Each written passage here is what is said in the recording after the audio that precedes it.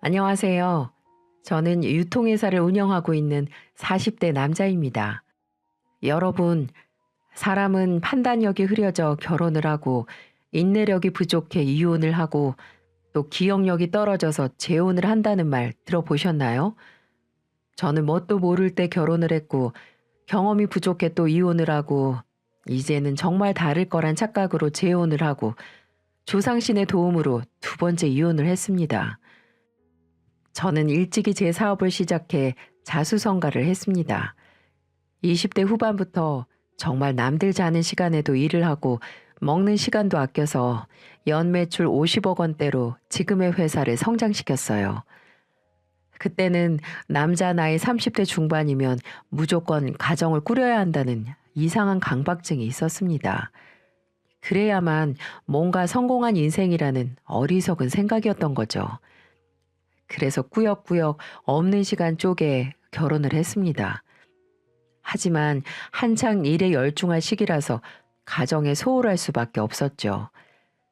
야근하고 거래처 접대한다고 한 달에 집에 들어오는 날이 5손가락 안에 꼽힐 정도였으니 어떤 여자가 그걸 참아주고 버티겠어요? 솔직히 일할 시간도 모자란 상태에서 결혼까지 감행한 제 잘못이 컸습니다. 그렇게 첫 번째 결혼이 3년도 못 가서 끝이 났어요. 아, 이제 더 이상 내 인생에 여자는 없다. 일에 내 자신을 바치자. 하고 치기 어린 다짐을 했습니다.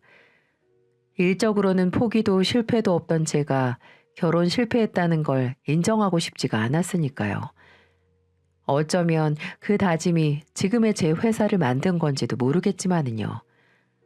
하지만 회사가 어느 정도 성장을 하고 안정적으로 유지가 되고 저도 40줄이 넘어가니까 슬슬 외로워졌어요. 사람 마음이 정말 종이장처럼 가볍더라고요. 저희 아버지는 그런 제 마음을 눈치채셨는지 선자리를 알아봐 주셨어요. 본인이 속한 투자 모임이 있는데 거기서 만난 사람 딸이라고 한번 만나보라더군요. 초혼인 여자는 제가 부담스러워할까봐 아버지는 저와 같은 돌싱인 여자라고 하시며 거창하게 선이라고 할 것도 없이 선게팅처럼 가볍게 만나보라고 하셨죠. 아무래도 한번 헤어졌던 입장이라서 위축돼 있던 저를 움직인 건 바로 그 여자의 직업 때문이었어요. 무명 트로트 가수라고 해서 단순한 호기심이 생기기도 했어요. 저는 용기를 내서 그분을 한번 만나보기로 했습니다. 미소 씨, 예전에 트로트 가수였다고 들었는데 맞아요? 아, 네, 맞아요. 아우, 너무 창피하네요. 근데 음반을 내긴 했는데 금방 묻혔어요. 아마 수철 씨도 들어본 적도 없으실 거예요. 그래도 나중에 미소 씨 노래 한번 꼭 들어보고 싶네요. 어떻게 연예인을 했을까 싶을 정도로 숫기가 없는 사람이었습니다. 하지만 전 그런 모습이 오히려 마음에 들었어요. 첫인상도 너무 좋고 차분한 분위기도 마음에 들었지만 무엇보다 저희 둘 다 같은 이별의 아픔을 가지고 있었기에 더 잘 맞는 부분이 있었죠. 저희는 몇 번의 만남 끝에 연인이 되었고 1년이 지나 재혼을 했습니다. 저는 이미 둘 다 갔다 왔는데 다시 결혼하는 게 무슨 의미냐라는 입장이었지만 아내는 이전에 실패했으니 이번에는 성공한 가정을 꾸리고 싶어 해서 한 결정이었습니다. 아내는 그전 결혼을 일찍 하기도 해서 저와 재혼할 때도 아직 30 중반인 정말 젊은 나이였거든요. 이번 결혼은 다를 거라고 아내는 저에게 끊임없이 믿음을 주었습니다. 결혼 이야기가 오고 갔을 때쯤 저희 아버지 생신을 핑계 삼아 아내와 함께 식사 자리를 가진 적이 있었어요. 한창 다 함께 맛있게 식사를 하고 약주도 함께 하시던 아버지가 며느리 될 사람 만났다고 좀 얼큰하게 취하셨었죠.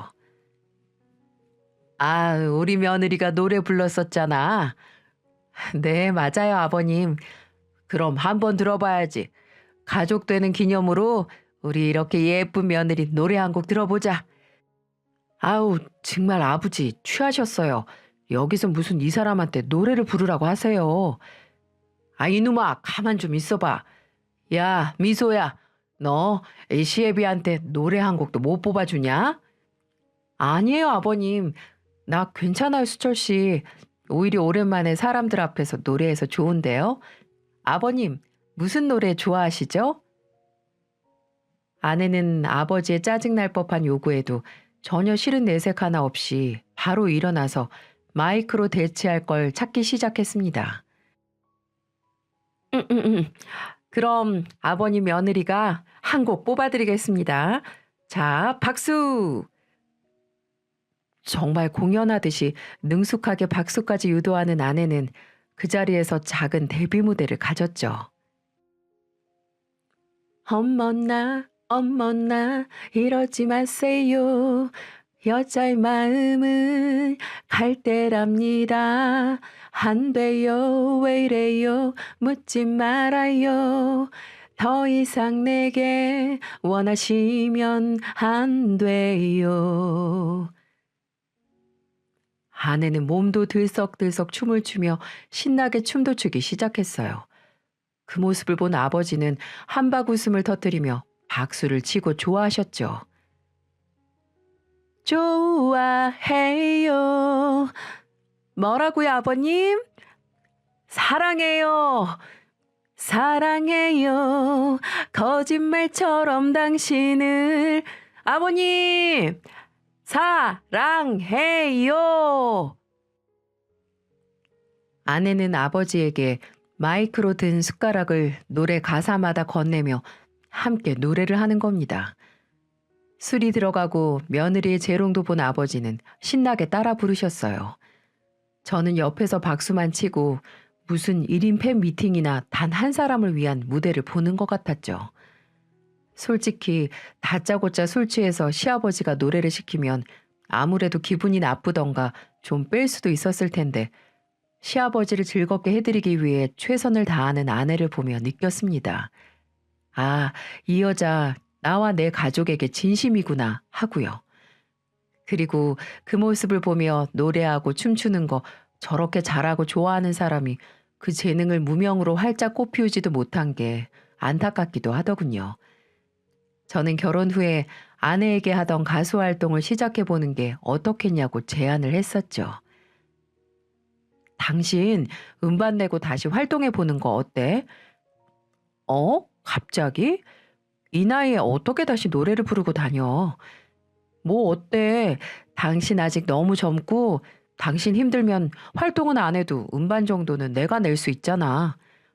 아유, 됐어. 그리고 예전에 그나마 있던 소속사 사람들하고 연락도 안 해. 그나마 매니저 정도? 그건 걱정 말고 내가 투자해 줄게. 어머, 당신 정말 진심이구나. 너무 고마운데 정말 생각 없어. 내 길이 아니야. 난 그냥 지금처럼 당신 내조하면서 사는 게 적성에 맞아. 아내는 한사코 제 제안을 거절하더군요. 아무래도 처음이자 마지막 앨범이 잘 안 된 게 큰 상처였나 보더라고요. 그 다음엔 저도 따로 묻지 않았습니다. 왜냐면 아내도 말한 것처럼 정말 집에서 살림하며 소소하게 시간을 보내는 게 편해 보였거든요. 그렇다고 아내가 집에서만 시간을 보낸 건 아니었습니다. 이것저것 배우고 다녔는데요. 또 배운다는 게 모두 저에게 뭔가 해주기 위해서였어요. 한 번은 스포츠 마사지를 배워왔더라고요. 제가 목이랑 어깨 결림이 심하고 팔저림이 있는 걸 보고 한 달 학원에서 배웠다고 하는 겁니다. 제가 퇴근하고 집에 도착하자마자 바로 바닥에 깔린 매트에 눕게 하고 마사지를 해줬다니까요. 여보, 잘 왔어. 여기 엎드려 봐봐. 어? 갑자기 왜? 이건 또 뭐야? 요가 매트? 아니야, 요가 매트이긴 한데 오늘은 당신 마사지 받을 매트야. 빨리 누워.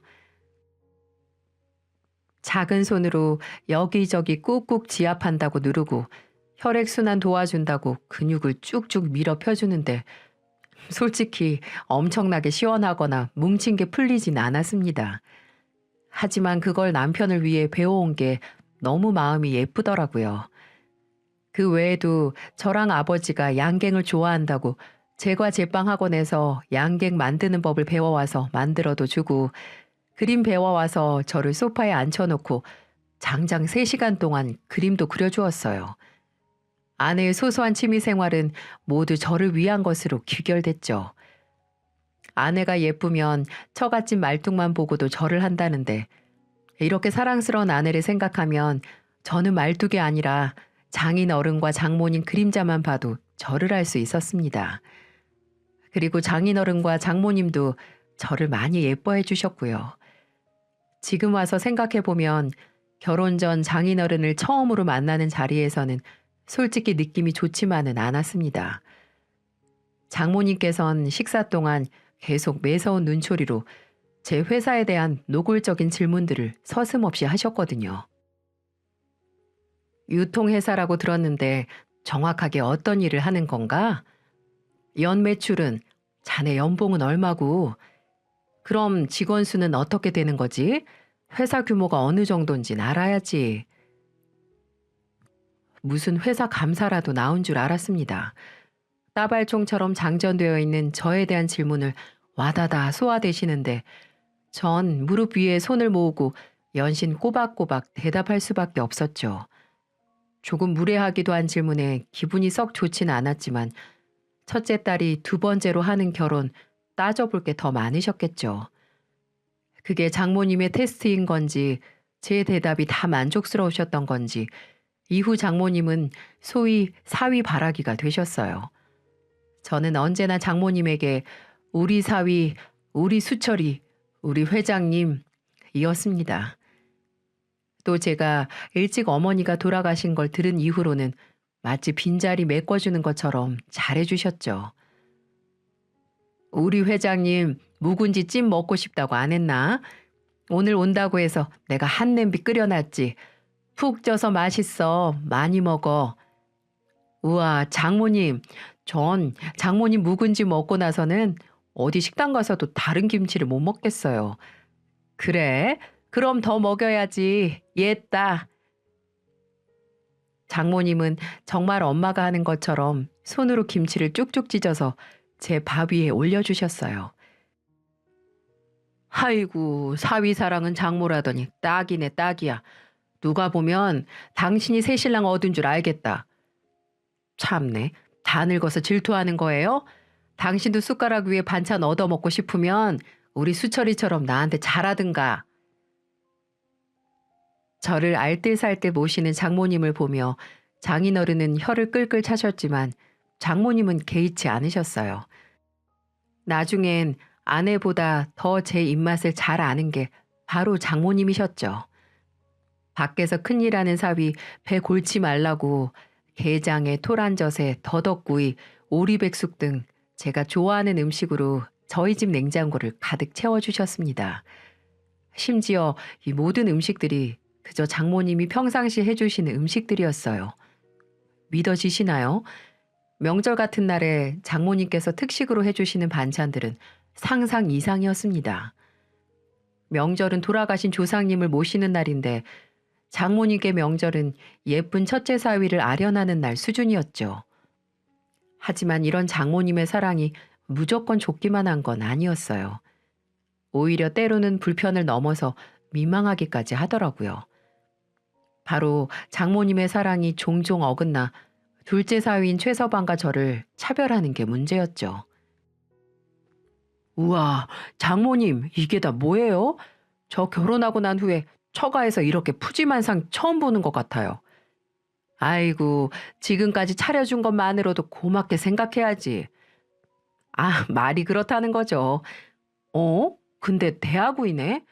저 새우 알러지 있는데. 아, 자네 먹으라고 한 거 아니야. 먹으라고 안 해. 자네 형님 주려고 한 거야. 자고로 먹는 거 차별이 제일 서러운 거 아시죠? 이렇게 장모님은 반찬으로 사위들을 차별하셨습니다. 분명 절 챙기시긴 하는데 어찌나 불편하던지 애써 아무렇지도 않은 척하는 최서방을 보면서 제가 더 미안해지더군요.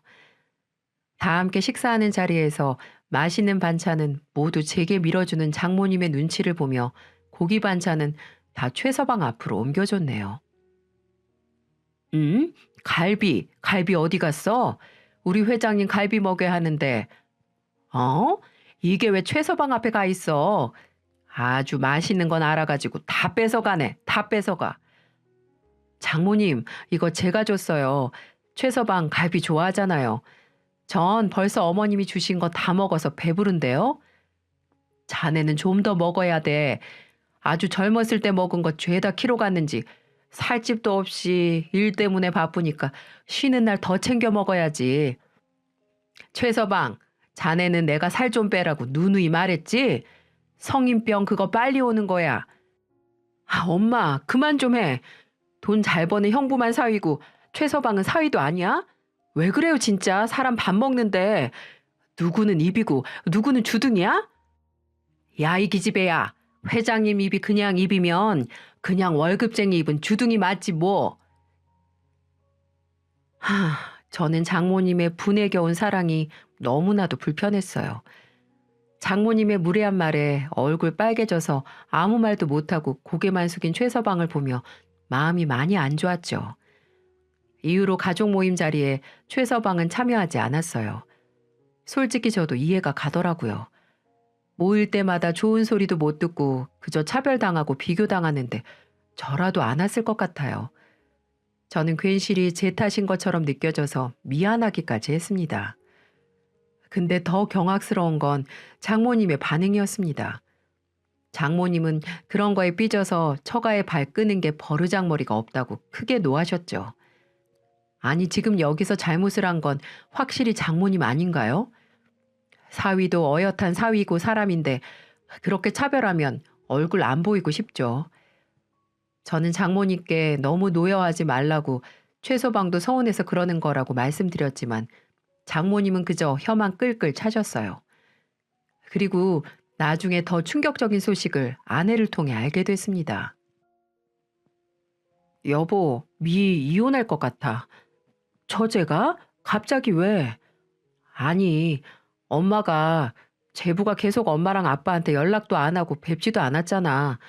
그래서 엄마가 화가 나서 동생한테 당장 이혼하라고 길길이 난리를 부렸대. 아니, 그렇다고 이혼을 하라고 하신다고? 솔직히 장모님이 너무하긴 하셨잖아. 나랑 비교하시는 거 보면 나도 얼마나 민망했는데. 그렇긴 한데 엄마 너무 막무가내이기도 하고, 그리고 알잖아. 우리 자매 엄마한테 꼼짝도 못해. 그렇긴 했습니다. 센 장모님 아래서 주눅 들고 자란 아내와 처제는 장모님 말이라면 뭐든 내내 하며 따랐어요. 그래도 그렇지 이혼이라니? 설마 하겠어라고 생각한 제 예상과는 달리 처제는 정말 최서방과 이혼을 했습니다. 새삼 저에겐 그렇게 따뜻한 장모님의 인성에 큰 의문이 들기 시작했어요. 하지만 저만 보면 눈에 꿀이 뚝뚝 떨어지다 못해 주변에 꿀벌까지 모일 것 같은 장모님에게 소홀할 수도 없는 노릇이었죠.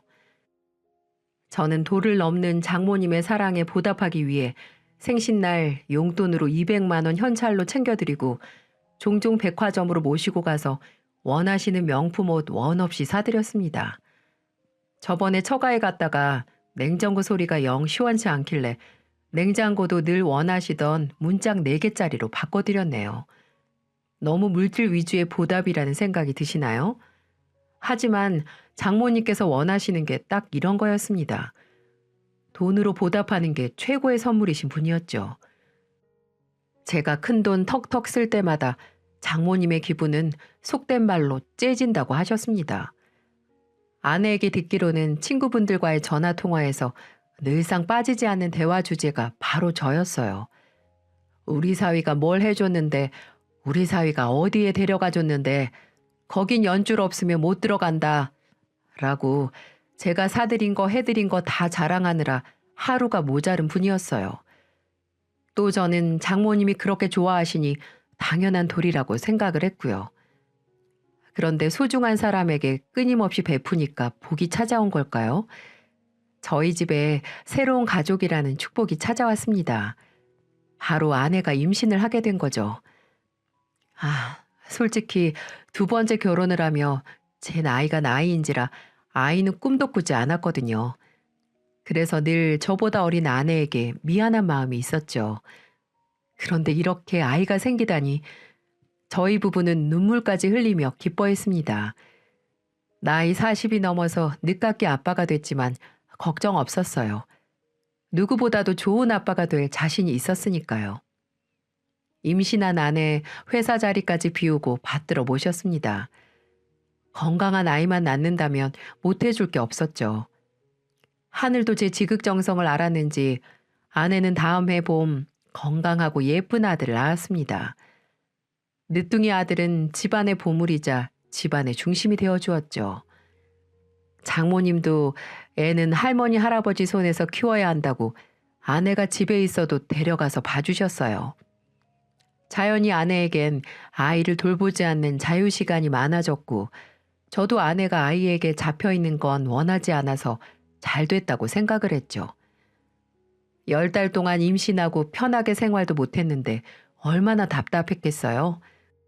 저는 아내가 참아왔던 거 마음껏 했으면 싶었습니다. 그런데 아내가 이 정도로 자유로워질지는 상상도 하지 못했습니다. 출산하고 3개월 정도 지났을 때였을까요? 저도 정말 그런 남편이 되고 싶진 않았는데 아내를 의심할 수밖에 없는 일들이 일어나기 시작했어요. 아내 이상 행동은 이랬습니다. 휴대폰을 하다가 제가 다가가면 후다닥 전원을 끄거나 집에서 무음 상태로 해놓더라고요. 한창 휴대폰을 하다가 절 발견하면 딱 멈추고 말을 돌리기도 하고요. 또 밤늦게 외출도 잦아지더라고요. 아내는 이전에도 학원이다 모임이다 외출이 많은 사람이었지만 밤 12시까지 집에 안 들어오진 않았거든요. 심지어 평소 안 하던 화장이나 노출이 많은 옷까지 걸치고 나가니 제가 불안하지 않을 수가 있나요? 나중엔 제가 코를 많이 곤다고 각방을 쓰자고 하는데 그건 제 상상에 기름을 붓는 격이 됐었죠. 그렇다고 제가 이것만 가지고 아내를 의심한 걸까요? 아닙니다. 저는 결정적인 장면을 봤어요. 그날은 저도 일 때문에 늦고 아내도 친구들 만난다고 늦는다고 한 날입니다. 아이는 장모님이 처가에서 재운다고 데려갔으니 걱정은 없었죠. 일을 끝내고 밤 11시쯤 아파트 단지에 도착해서 주차장으로 들어가는데 맞은편 새까만 벤츠 조수석에서 낯익은 여자가 내리는 겁니다. 바로 제 아내였어요. 높은 하이힐에 짧은 원피스를 입고 있어서 처음엔 알아보지 못했지만 그 여자는 제 아내가 확실했습니다. 아내가 자동차 창문을 통해 운전자에게 다정하게 인사를 하고 가더라고요. 저는 자동차에서 바로 내려 또각또각 걸어가는 아내에게 다가갔습니다. 여보, 어머, 깜짝이야. 왜 이렇게 놀래? 어디 갔다 오는데? 아, 이렇게 늦은 밤에 길가에서 누가 날 그렇게 잡는데 안 놀래? 그리고 말했잖아. 친구들 만나고 왔지. 방금 지나간 벤츠, 당신 내리는 거 봤어. 누군데? 어? 친구. 밤 늦었다고 데려다 줬어. 여자, 남자? 아이, 당연히 여자지. 당신 지금 뭐 하는 거야? 나 지금 의심해? 누가 봐도 어버버거리며 당황한 아내는 계속되는 제 질문에 도리어 뾰족하게 나오더군요. 전형적으로 재발절이 모습이었습니다. 저는 본인을 어떻게 의심할 수 있냐고 당신도 다른 남편들하고 똑같다, 의처증 같다고 펄펄 뛰는 아내에게 더 이상 이 문제로 말을 꺼내지 않았습니다.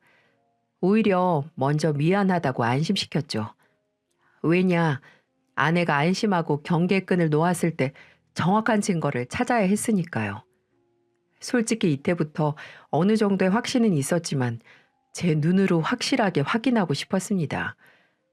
어쩌면 눈으로 직접 보는 증거가 없으면 그대로 아내를 믿고 싶었던 것 같기도 합니다. 한심한 이야기죠. 전 당장 흥신소를 알아봤습니다. 돈이 얼마가 들고 시간을 얼마나 잡아먹든 상관없으니 정확한 현장을 잡아달라고 부탁했어요. 저는 빨리 사실 확인을 하고 싶다는 마음 반, 차라리 현장을 못 잡았으면 하는 마음 반으로 복잡한 심정이었죠. 저의 그런 처량한 마음을 아는지 모르는지 3주 만에 흥신소 직원은 잡았다며 연락을 해왔습니다. 직원이 건넨 사진과 동영상은 정말 충격 그 자체였어요. 사진을 한 장 한 장 넘겨보는 제 손은 보잘것없이 떨렸습니다. 아내가 다른 남자와 모텔에 들어가고 손을 잡고 차 안에서 미래를 보내는 모습을 본 것도 충격이지만 아내가 안고 있는 남자의 얼굴은 저도 아는 사람이었기 때문이죠. 그냥 결혼한 상태도 아니고 우리 사이에 아이가 태어난 지 1년도 지나지 않았는데 바로 다른 남자를 만나다니 이게 제정신인가요, 여러분? 전 진심으로 아내가 무슨 정신머리로 이런 짓을 저질렀는지 이해가 되질 않았습니다. 도저히 납득하지 못하고 연거푸 머리를 쓸어내리는 제 모습을 본 흥신소 직원은 이렇게 말하더군요. 이해하려고 들지 말라고요. 이런 짓 하는 연놈들 머릿속은 정상인 사람들이 이해할 수 없는 범주니까 깨끗하게 정리해서 눈앞에서 치우는 게 상책이라고요. 정말 맞는 말이었습니다. 제가 저한테 어떻게 했는데 아내가 그 남자와 만날 때마다 저와 제 아이를 배신한 거나 다름없었던 겁니다. 우리 가족의 미래를 한순간에 나락으로 떨어뜨린 아내가 평생 한순간의 쾌락에 눈이 멀어 한 선택을 후회하도록 만들어 주겠다고 생각했죠. 참나, 그 와중에 아이를 자주 돌봐주던 장모님께서 전화를 하셨습니다. 저에게 5천만 원이라는 거액을 요구하시더군요. 처가 전세금 올려줘야 한다고 손주 돌봐줬으니 용돈이라고 치고 달라고 하는데 와, 딸은 남편 몰래 다른 남자랑 붙어먹고 장모는 손주로 장사하듯이 사위 등쳐먹으려고 하는데 딱 오전 여전이더군요. 제가 미쳤나요? 어차피 복수 후 헤어질 집안에 돈을 주다뇨. 저는 평소처럼 네, 알겠습니다 라는 대답을 기다리는 장모님에게 말했습니다. 장모님, 지금 5천만 원을 드리긴 어려워요. 뭐? 왜? 그 정도 우리 회장님한테는 껌값이잖아. 안 그런가? 치가 떨리는 웃음소리에 고개를 저었어요. 저는 저를 ATM기 취급하는 장모님의 입에서 돈 소리가 앞으로 절대 나올 일 없도록 수를 써야 했습니다. 장모님, 사실 아직 준서 엄마한테도 말 안 했는데 요즘 회사 사정이 어려워요. 뭐? 아니 그게 대체 무슨 소리야, 김서방? 아니지. 갑자기 회사 어렵다니. 안 그래도 지금 대출 연장 알아보려고 나와 있어요. 투자금에 구멍이 나서 그거 급하게 메꿔야 하는데 근데 연장을 할 대로 해서 더 이상 안 된다고 거절당했어요. 저 어떡해 해요, 장모님? 절망적으로 우는 소리를 하자 전화기 너머에선 아무런 말도 들리지 않았습니다. 당황했겠죠. 잘 되던 사업이 갑자기 망하기 직전이라니 그걸로 호의호식하던 사람이 얼마나 놀랬겠습니까? 저는 끝까지 갈 생각이었어요. 준서 엄마가 갖고 있는 카드 빼고 신용카드 몽땅 정지된 상태라서 눈앞이 깜깜해요, 장모님. 장모님 혹시 제가 염치 없는 거 아는데요. 너무 급해서 혹시 1억 정도 어떻게 빌려주실 수 없을까요? 자네 지금 무슨 소리 하는 거야? 1억? 그런 돈이 나한테 어딨어? 장모님, 저 지금 당장 그거 못 메꾸면 회사 문 닫게 생겼어요. 당장 현금 없으시면 어떻게 담보대출이라도 있지 않습니까? 장모님, 저 한 번만 살려주세요. 저 장모님한테 잘했잖아요. 어머, 웃기는 소리 하지 마. 무슨 얼어 죽을 보증이야, 보증이. 자네, 가족끼리라도 보증은 절대 서주면 안 되는 거 몰라? 사업하는 사람이. 나 지금 내 코가 석자야. 전세금 올려줘야 해서 자네한테 연락했는데. 아니 세상에, 잘만 나가던 회사가 하루아침에 이게 뭐야? 참나, 자네한테 미안하지만 지금 먹고 죽을래도 돈이 없으니까 나한테는 기대하지 말게. 그럼 이만 끊겠네. 이 사람이 정말 저라면 죽고 못 살던 그 장모님이 맞는 건가요? 남보다 못한 거의 원수 대하듯이 말하는데 씁쓸하지도 않고 오히려 예상대로 움직여주니까 김이 팍 새더라고요. 저는 득달 같은 장모가 저와의 통화를 끝내고 뭘 할지 잘 알고 있었습니다. 장모님께 거짓말로 사업이 망했다고 했으니 그 얘기가 아내 귀까지 들어가는 건 시간 문제겠죠. 아니나 다를까 어김없이 집에 늦게 들어온 아내는 딸을 재우고 아이 방을 나오는 저를 마주하자 바로 묻더군요. 엄마한테 다 들었어. 정말이야? 정말 당신 회사 부도 난 거야? 애께 조용히 말해. 그리고 부도? 장모님이 그러시든 부도 났다고? 부도 아니야 그럼? 부도까진 아닌데 힘든 건 맞아. 아내는 제 말을 듣고 묘한 표정을 짓더군요. 일단 알았다고 하고 바로 지방으로 들어가는데 장모님께 보고하러 가는 거겠죠. 저는 아내 방문 앞에서 숨을 죽이고 귀를 기울였습니다. 아내는 급박한 목소리로 누군가와 통화 중인 것 같았죠. 그래, 그렇다니까. 아니, 부도는 아니라는데. 정말? 엄마, 그럼 나 어떡해? 아, 진짜 이게 무슨 일이야. 그럼 완전 거지된 거나 마찬가지 아니야? 당장 나한테 나가서 너도 돈 벌라고 하면 어떡해? 엄마, 내가 다시 일을 어떻게 하고 살아? 아, 미치겠네. 당장 다음 달 카드값이 얼만데. 그치. 그냥 빨리 정리하는 게 낫겠지? 도저히 더 이상 들어줄 수가 없어서 제 서류 가방에 들어있던 사진 뭉치를 들고 아내 방으로 쳐들어갔습니다. 맞아. 아, 그럼. 아, 깜짝이야. 뭐야, 당신? 나 지금 통화. 입 닥치고 이거나 봐. 전 몇십 장의 사진을 아내 머리 위로 뿌렸습니다.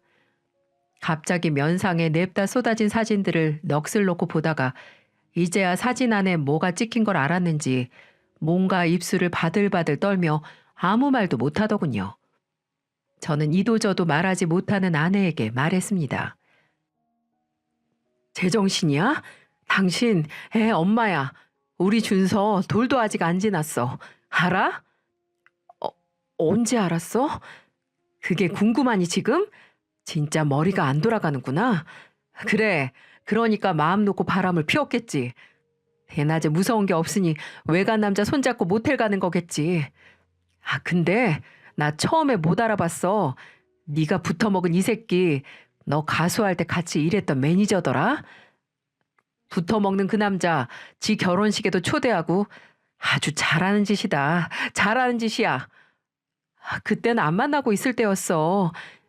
그래, 그럼 우리 결혼식 날 눈 맞은 거냐? 너 트로트 가수는 네 길 아니라고 하더니 불륜이 네가 갈 길이었니?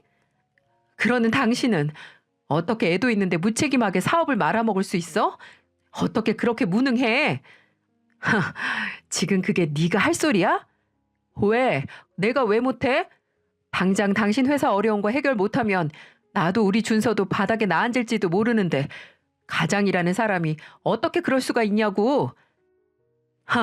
그래. 그럼 넌 불륜 저지르고 난 사업 말아먹었으니 이쯤에서 그만하자. 안 그래도 방구석에서 네 엄마랑 그 얘기하고 있었을 거 아니야. 왜? 이제 돈도 없는 사위 더 빼먹을 것도 없으니까 얼른 뻥 차버리라고 네 엄마가 그러든? 그래. 엄마가 빨리 이혼하랜다. 그래. 그러니까 나가라고. 여기 내 돈으로 산 내 집이니까 다른 남자랑 붙어먹은 사람이 알아서 나가. 당장. 애가 뭐 못 나갈 줄 알아? 나도 사업 말아먹은 무능한 남자랑 더 살고 싶지도 않아.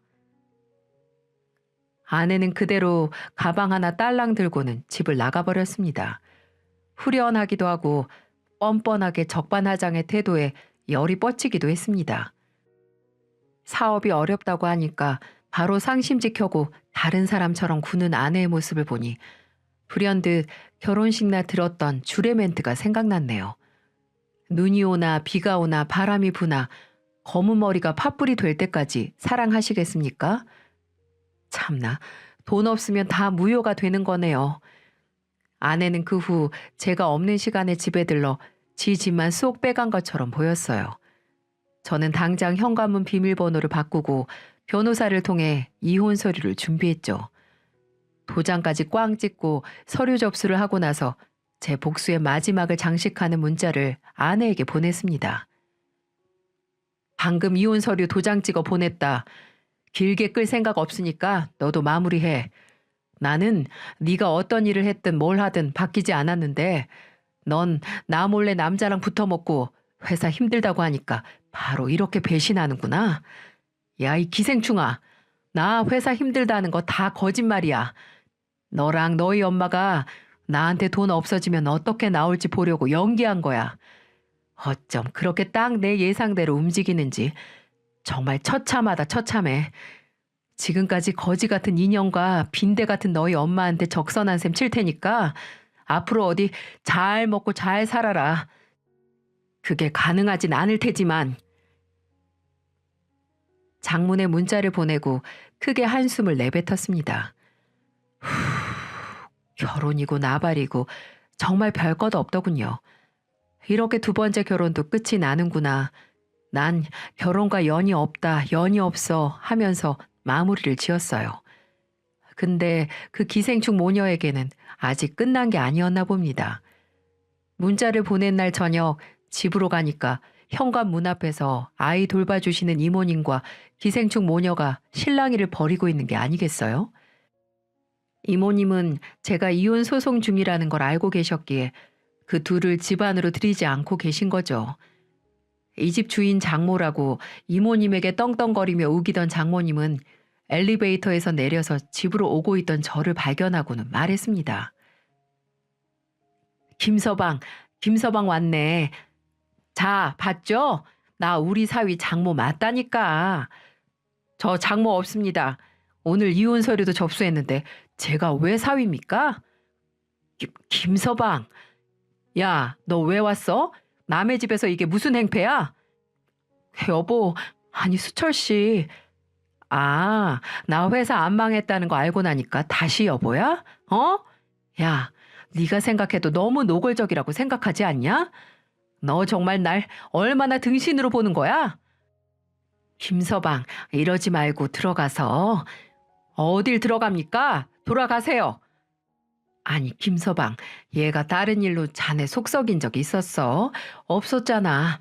여자가 외로우면 잠깐 한눈 팔 수도 있고. 잠깐이요? 당신 딸 잠깐이 준서 태어나기 전부터 그 새끼랑 붙어 먹었어요.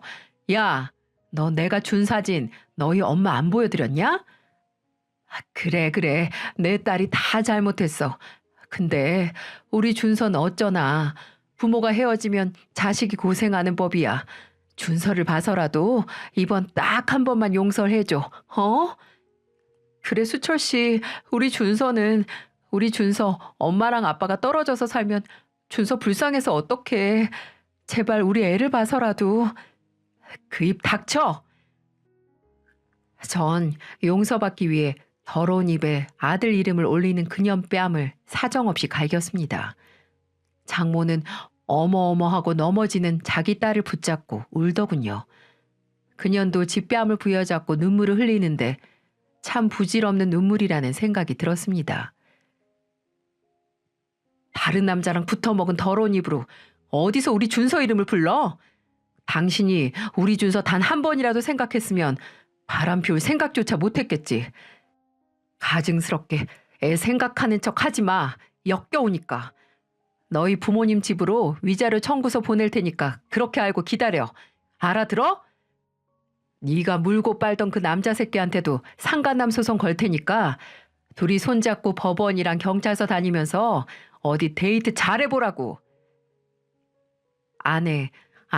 전 아내와 그 애미는 세상이 무너지는 것 같은 얼굴로 비실비실 집으로 돌아갔어요. 저는 제가 당한 만큼 그들이 고통받길 원했고 앞으로도 고생하게 만들어줄 생각이었습니다. 아내와 붙어먹던 그 매니저란 새끼도 마찬가지였죠. 그 새끼가 타던 벤츠를 중고차로 팔아 위자료를 내놓을 때까지 괴롭혀주고 싶었습니다. 전 변호사가 소송을 착착 알아서 진행하고 있을 때 평소처럼 회사에 나가고 퇴근 후엔 아들을 돌보면서 살았습니다. 그나마 아들이 있어서 제정신으로 살 수 있었어요. 하지만 아직 제 고난은 끝난 게 아니었습니다. 어느 날 퇴근 후 주방에서 저녁을 먹고 있었습니다. 집안일과 아이를 돌봐주시는 도우미 이모님은 제 저녁 식사가 끝난 후에 퇴근을 하시기에 그때도 제 집에 계신 상태였죠. 제가 밥 먹는 사이 아이를 안고 거실 소파에 앉아 TV를 보고 계시더라고요. 이모님은 TV를 보며 간혹 혼잣말을 하시는데 뭘 보신 건지 어머어머 놀라면서 흥미진진하게 시청 중이셨어요. 알고 보니 해외에서 방영하는 방송을 소개하는 프로그램이었어요. 유전자 검사로 친자를 밝히는 리얼리티 쇼더군요. 배우자의 외도를 의심하던 사람이 TV 프로그램에 친자 확인을 해달라고 의뢰를 하는 자극적인 방송이었죠. 아무 생각 없이 고사리 무침을 씻고 있는데 이모님이 재밌게 보고 있는 저 방송이 남의 일이 아닌 게 아니겠습니까? 배우자의 외도로 비슷한 시기에 생겨 태어난 아이. 저는 나무를 씹던 것도 까먹고 넋을 놓았습니다. 당장 준서의 친자 확인이 필요하다는 생각이 머릿속을 지배하더군요. 왜 슬픈 예감은, 아니 분통이 터지는 예감은 틀린 적이 없는지 병원에 가서 한 준서와 저의 친자 검사의 결과는 친자 불일치로 나왔습니다. 제가 애지중지 소중히 한 제 아들이 제 아들이 아닌 거죠. 그 여자는 나를 2번 죽이는구나 싶었어요. 저는 당장 제 비서를 시켜 준서를 처갓집에 데려다 주라고 했습니다. 비서에게는 아무 소리 없이 애만 놓고 오라고 했어요. 당연히 갑자기 처갓집에 와 있는 준서를 본 전 아내는 바로 저에게 전화를 했죠. 왜? 왜는 무슨 왜야? 준서가 왜 우리 엄마 아빠 집에 있어? 네 애니까 네가 키우는 거 당연한 거 아니야? 뭐? 장난쳐? 준서 당신 아이기도 해. 부모가 갈라섰는데 형편이 조금이라도 괜찮은 당신이 애 보는 게 당연한 거 아니야? 어쩜 그렇게 이기적이야? 아, 그래? 근데 이걸 어쩌나? 그 애 내 애 아니야. 그게 무슨 소리야? 말귀 못 알아먹냐? 그 애 내 애 아니라고. 그 애 핏줄에 내 피는 단 한 방울도 안 섞여 있다고. 무슨 소리 하는 거야? 그게 말이 돼? 참나, 말이 되지 왜 안 되냐? 야, 너 바람 폈어. 너 매니저란 새끼랑 바람 폈으면서 말이 안 될 게 뭐야? 당신 지금 일부러 애 나한테 맡기려고. 진짜 말 안 통하네. 너희 부모님 집으로도 검사 결과 등기로 붙였으니까 확인해보던가. 혼신의 힘으로 부정하는 전 아내에게 직접 눈으로 확인하라는 말을 남기고 끊었습니다. 본인이 2눈으로 확인하면 끝나는 일이니까요. 전 아내는 한동안 연락을 하지 않더군요. 지도 부정할 수 없는 의학적 증거가 떡하니 있는데 별 수 있겠습니까? 그 후 전 아내와 상간남 앞으로는 고의성에 의한 불륜이 인정돼서 위자료를 지급하라는 법원의 명령이 떨어졌습니다. 제가 받은 고통과 정신적 피해에 비해선 작은 돈이라고 생각했지만 그 둔 연놈은 피눈물을 흘리면서 내는 거겠죠. 길다면 긴 소송이 끝나고 한동안 다시 돌싱이 되어 그저 일에만 집중하면서 살았습니다. 아니 근데 각설인지 뭔지 죽지도 않고 전 아내는 다시 저에게 연락을 해오더라고요. 이혼 후에 번호도 바꿨는데 어떻게 알았는지 아주 밤낮 없이 연락을 하는 겁니다. 스토킹으로 신고한다고 경고라도 해야겠어서 전화를 받았죠. 뭐야? 너 지금 나 스토킹하냐? 어? 수철 씨, 잠깐만. 뭔데? 어? 나 한 번만 살려줘, 수철 씨. 다짜고짜 살려달라는 말이 어찌나 소름이 끼치는지. 그 다음으로 전 아내 입에서 나온 말은 삼류 막장 드라마 절이 갈 정도로 어처구니가 없었습니다. 나 아파, 수철 씨. 아프면 병원 가. 끊는다. 아니, 잠깐만. 나 유방암이래. 나 정말 너무 힘들어, 수철 씨. 아픈 몸으로 내 몸 하나 건사하기 힘든데 내가 어떻게 애까지 감당을 해. 그래서 뭐 어쩌라고. 너 유방암인데 뭐. 야, 요즘 같은 세상에 유방암 치료 다 하는데 무슨 다 죽어가는 소리야? 수철 씨 제발. 나 정말 너무 아프다니까? 당신 우리 준서 많이 아꼈잖아. 그건 그 애가 내 아이일 때 얘기지. 이 뻔뻔한 여자야. 너 지금 아픈 거 죄다 네 업보야. 업보. 누가 남의 인생에 빌붙어 살면서 외간 남자랑 놀아나래? 그래. 그래 맞아. 내가 다 잘못한 거야. 근데 수철 씨 우리 정말 좋았잖아. 그 정으로 나 한 번만 도와주라. 어? 그래도 2년 동안 키운 정이 있는데 당신 그렇게 매정한 사람이었어? 우리 준서 보고 싶지도 않아? 보고 싶지도 않아. 어쩜 그럴 수가 있어? 내가 아파서 다 죽어간다는데 어떻게 이래? 내가 이렇게 부탁한다잖아. 제발 우리 준서만 데려가서 키워줘. 어? 내가 왜 너랑 그 매니저 새끼 자식을 키워줘? 지금 그걸 말이라고 하냐? 아프면 병원 가고 돈 없으면 정신 차리고 일해. 네 새끼 벌어먹이려면 밤무대 가수라도 하면서 돈 벌라고. 너 노래하고 춤추는 거 좋아하잖아. 혹시 알아? 노래하다 보면 다른 호구 낚을 수 있을지. 다시는 연락하지 마. 안 그러면 지금 힘든 건 힘든 것도 아니게 내가 만들어줄 테니까. 제발 끊지 말라고 울부짖는 전 아내의 목소리를 무시하고 전화를 끊었습니다. 번호도 차단하고 난 후엔 다행히 다른 연락은 없었네요. 남의 가슴에 대못 박은 사람이 본인 몸 조금 아프고 힘들다고 징징거리는 꼴이라니. 끝까지 한결같이 답 없는 게 소나무가 따로 없더군요. 저는 구질구질 과거는 다 잊고 절 절대로 배신하지 않는 저의 일에 몰두하며 살고 있습니다. 트로트는 듣기만 해도 무명 트로트 가수였던 어떤 여자가 생각나서 한동안 듣지도 않았네요. 하지만 역시 인간사가 모두 녹아있는 트로트를 대체할 음악은 없더군요. 나훈아 씨의 팔자라는 노래 혹시 들어보셨나요? 거기 가사에 보면 꿈에서 깨어나 보니 10년 전이었다면 당신은 무슨 일을 하고 싶으신가요? 라는 가사가 있는데요. 저는 10년으로 돌아간다면 첫 번째 결혼부터 아예 하지 않았을 겁니다. 이제 서류 하나로 시작해서 서류 하나로 끝이 나고 아무렇지도 않게 상대를 배신하고 등쳐먹는 관계에는 넌덜머리가 나거든요. 분명히 첫 번째 결혼에서 이미 결혼이 얼마나 뒤돌면 아무것도 아니고 부질없는지 알았었는데 대체 무슨 부귀영화를 누리겠다고 결혼을 2번씩이나 했을까요? 그래도 2번째는 첫 번째보다 사람이 의연해질 줄 알았는데 또 그건 아니더라고요. 오히려 또라는 생각에 머리만 아팠죠.